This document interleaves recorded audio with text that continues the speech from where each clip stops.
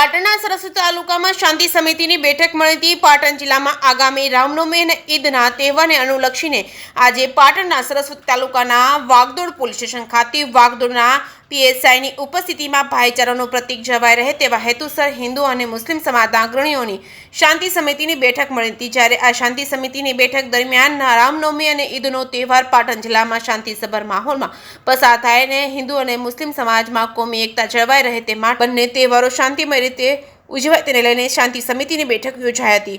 જે કેસ ગુજરાતી સાથે Pravin Panchal Patan. Vagad police station में पीआई साहबे बुलाया था कि शांति से त्यौहार उजवणी करी है। साहेबे बे त्रण प्रश्न पूछा कि भाई कोई जातनी तकलीफ होय तो अमने जाण करवी। तो बधा साथीओ खुशीथी कीधुं कि कोई तकलीफ नहीं, ईदनी नमाज ज्यां ज्यां थाय छे साथी खुशीथी पोतानो त्यौहार मनावे एवी बधानी अपेक्षा छे। साहेबे तमने बोलाया था पुलिस स्टेशन में आ विषय पर कोई तकलीफ होय तो તમે જણાવી શકો છો। साहेबे पूछ्યું पहला प्रश्न करे भाई तमारे कोई वस्तुनी जरूरत है, कोई मददनी जरूरत होय, कोई जग्या माथाकूट थाय एवुं लागतुं होय तो अमने जाण करवी। तो बधा ज माणसो भेगा करीने कह्युं कि भाई कोई जातनी तकलीफ भी नहीं, कोई जरूरत भी नहीं।